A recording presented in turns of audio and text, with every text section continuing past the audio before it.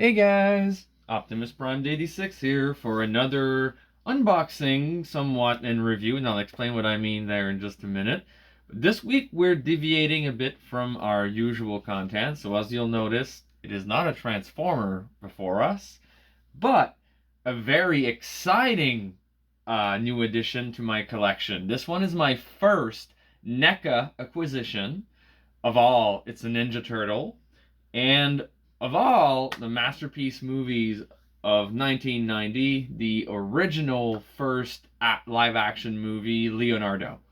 Um, so, without further ado, let's have a look. First and foremost, it is already open because it is a figure that I acquired secondhand from another collector here locally in Charlottetown.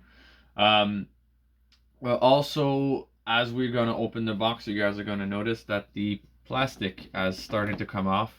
Um, one of my cats might have unfortunately stepped on the plastic and unglued it, which I am going to fix, but it wasn't like that when I got the figure. The box was mint, but the figure itself is still in complete mint condition.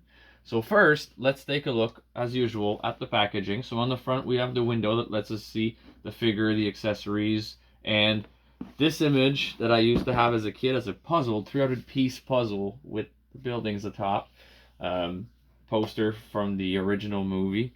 So that's the front of the box. Then on each of the sides, we have the mandatory product shot of Leonardo in this position, and obviously the TMNT trademark logo. On the other side, same thing, product shots of Leonardo and the TMNT thingy. We have the TMNT logo as well and lettering on the top. And on the back, we have more product shot and an explanation of the product, as well as a picture from the four turtles. So that's it for the packaging. Now let's have a look at the figure itself. So let's open it up.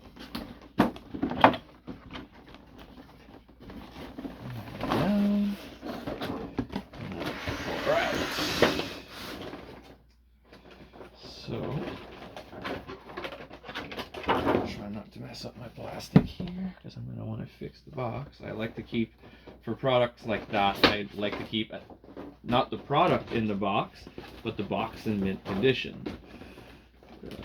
One second. I'll go to the ties.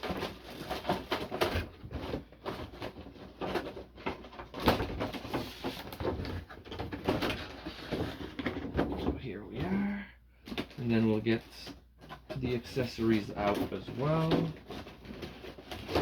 We'll come to those in a few minutes. Just back in here.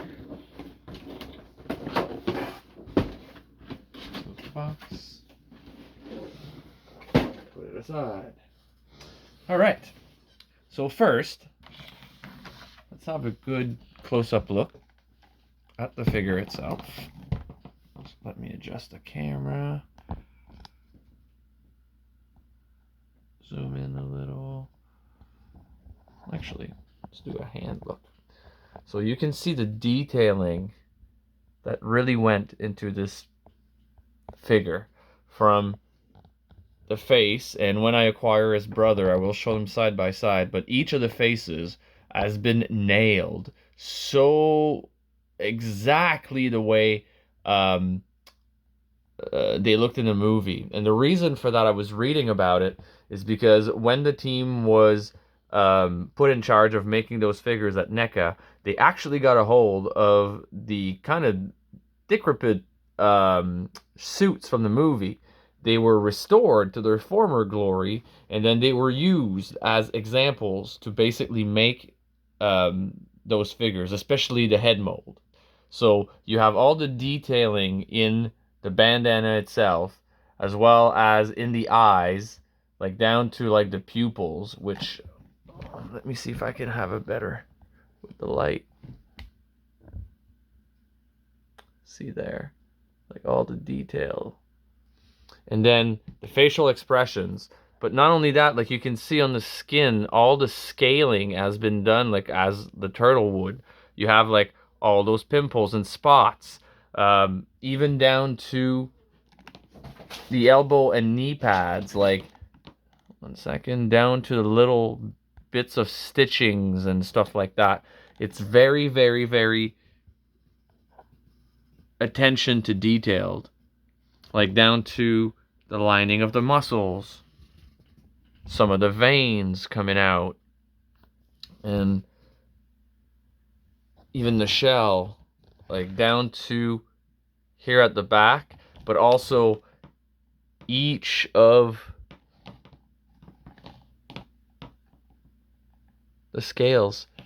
And then on his back, like, you have these little cords, and then you can see that it really looks like it was wrapped in some kind of, almost tape, like they would. The bandana is actually a soft, silky material here at the back. This is plastic because it's head mold, but here it's the knot and the residuals, I guess. I don't know what to call them. Are actual silky material. And like, even like, the elbow pads and stuff like that, like, it's so detailed, down to even the toenails. And on the fingers, you got the fingernails as well. So, and the creases and the bandana and everything, like, it's really, really, really well done. And we're going to see in a minute, the posability isn't that great, because in order to get something so detailed at that size, you will lose some of that possibility of posability. But it is well worth it in this case. So give me 1 second. Again, I'll readjust the camera a little bit. And now, so I'm going to, talking about posability, so we're going to look at the articulations. So the head, being on a ball joint, is able to obviously turn sideways, is able to look up, look down, and has a full 360 movements. Not that you really would need to, because it's not like they can really turn their head that way. But so that's for that. There's also, and as you notice, the upper torso is actually on a ball joint itself, so it can wiggle inside the shell. That's kind of neat for certain positions.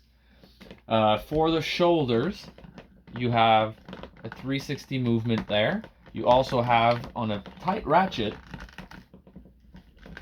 1 second, an up and down movement to a certain point. Then at the elbow, you do have a rotation above as well as below the elbow, and then you have a 90-degree bend as well. See, there's a rotation there, and there's a rotation here. Then at the wrist, you have a rotation, you have a bend as well, and the hands are replaceable. We're going to come to that in a minute. And that's it for the upper body. Then at the legs, so with this figure, I hear in particular, the leg ratchet are really tight. So you almost feel like you're going to break it when you move it, but it has some movement. The back is hindered because of the shell, but the front goes basically about 90 degrees. Then you have a rotation also there at the hip. You have some bit of a rotation at the knee. The knee bend is hindered over there by the bandana, the knee pad, the knee pad. So basically, it's gonna bend, but not a whole lot. And then you have at the ankle, it goes up and down on the ball joint, as well as there's a tilt there to be able to pose it. So it does have some posability, but it's not gonna do like any kind of super really weird ninja poses or You know, like there's some positions that you see them in, like for example, in the fight with the Shredder at the end of the movie where they're all like in a huddle with a knee bend and on the floor and stuff like that. You won't be able to reproduce that kind of scene if that's what you want to do as a diorama, because they don't bend that way. I think I might be mistaken, but I think the 7 inches scale do have more posability, and those may be better if that's what you're looking to do, because those are being quarter scale, like I was saying at the beginning, do lose some of that posability in order to give that extra detail. But it looks so beautiful. I love it. I can't stress how much I love it. So now let's move on to the accessories, starting with is beautiful swords. So the swords are made to look very, very long, I guess, because like that's what they were in the movie compared to the cartoon. But also the handle, just like the satchels that he puts them in, or I'm not sure what you would call those. Um, I'm sure there's a specific term for them. I just honestly don't know what it is. Um, the handle is taped just like those would be, and it really looks neat. And they will fit in his hands, obviously. So you just slide them in. He's got actually comes with 2 sets of weapon holding hands. So there's these guys. 1 second. Come on. There we go. And then, you know, you got some movement in and out there. And then in here, let me find them. There's another set of weapon holding hands that has, this one has an hinge here, like this one does, but it goes sideways. This set has an hinge that goes up and down instead. Second, this one is kind of stiff. There we go. So the hands are fairly easy to remove. They're just literally pull and replace. So come on. You might just have to put a little bit of elbow grease into it. That was a close one. And the wristband will also be coming off when you do that. And then you can just replace them with the new one. With this set of hands, I watched a review done by MGO about 3 years ago or so. Like basically when Neca announced that these were being released, I was watching coverage on YouTube to try to see what these were actually going to be. And he's one of the reviewers that I've been following for quite some time.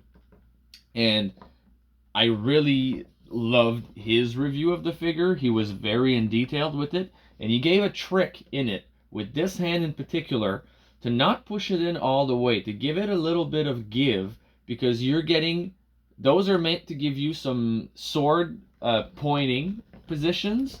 And you get, if you push it too far, that hinge doesn't get to go as much up and down like it should. So this one, when you don't push it in as far, gives you some leeway to go up and down with it furthermore, and give you a really good angle at pointing. So let's put the weapon in his hand. Those are really tight.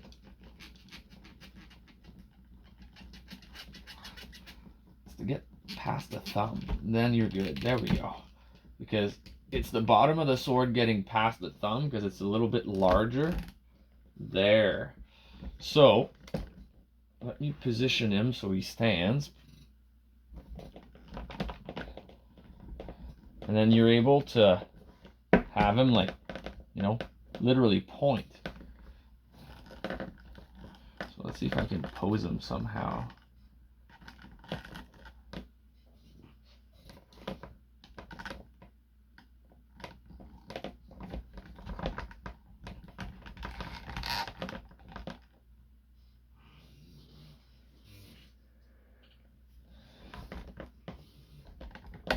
Okay, let's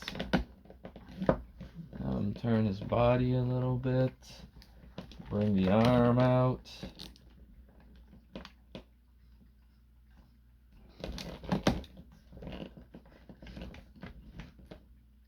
And he's about to kick Chrome Dome's ass. And look at that pointing. So that's what that other set of hand does. So that one comes with 2 of them. So you can have either one of each or both of the one type, depending on what kind of pose you want to make with it. So that's one set of accessory that come with it. The other set, there's one hand that comes that is a pointy hand. So if you want to have him point, but not with his sword, with his finger, then you can put this one on, but it's only one-sided. It's only on this arm, basically, that you'll be able to do it. So that's one.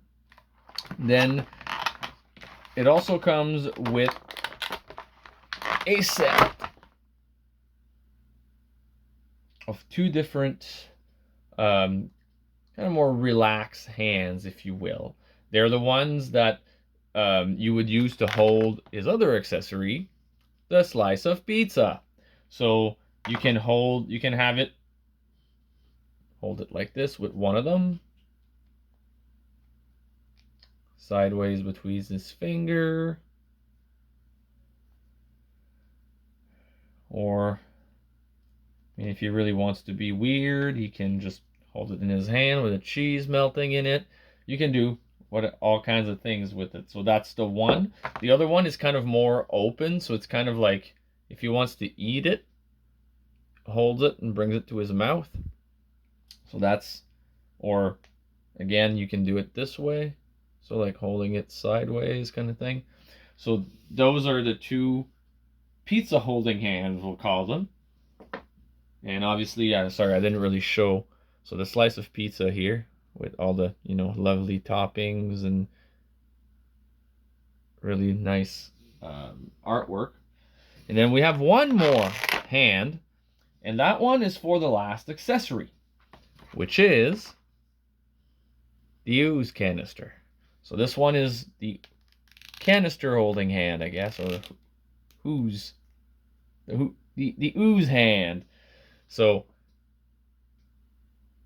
there we are. So if you want to have him hold the TCRI ooze canister, radioactive material. So that's this one here, the kind of like C-shaped hand. And that's the last, basically, of the accessories. So in terms of a review, giving my opinion, as I said at the beginning of the video, I love this figure. As much as it's not as posable as I expected when I heard that they were releasing them, I knew what I was getting into when I bought it, having watched a review a few years ago.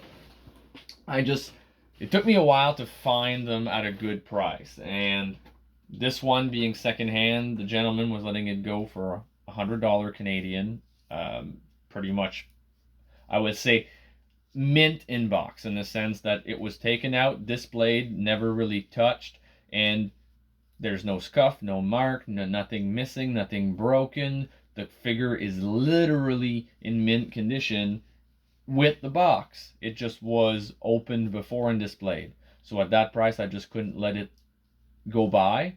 And now that I have this one in my hand, I'm definitely going to be getting the rest. And I am now willing to, fork a little more now that I've seen it in front of me. Seeing it in a review online, I know it doesn't always pay it justice, and I hope that I was able to pay justice to this product, because if you were on the fence about it, or if you were thinking about it, if you were looking into it, even if you didn't, if you just fall upon this video and you're like, oh, hey, this is a cool figure, I totally recommend it. It is worth every penny. It is a very, very satisfying and very, very screen accurate to the movie.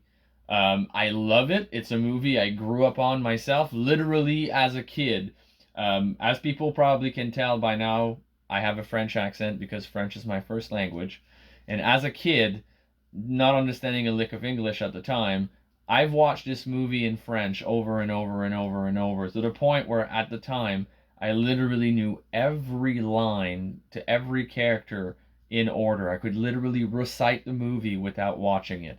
So that's how influential that movie was to me when I was younger. So being able to own a piece of that movie, or in this case, a total of five, because there's him, his three brothers, and the Shredder available at that scale. They do a 7-inch scale as well, where they also have Splinter, Foot Soldier, Casey Jones, and Trenchcoat Raph available for the first movie, as well as Toka Razar and Super Shredder available from the second movie.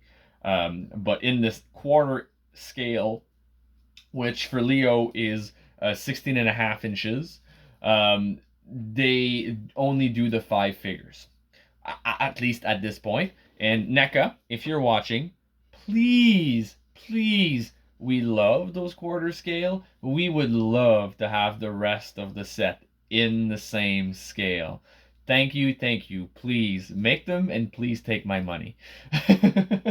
So, as a review, I give it literally a 10 out of 10. I do not regret doing this purchase, and I will definitely be getting the rest, which you will be seeing popping on my channel as soon as I do. So if you liked the review, please leave a like, subscribe, and hit the bell to be notified of new content. This is Optimus Prime 86 rolling out.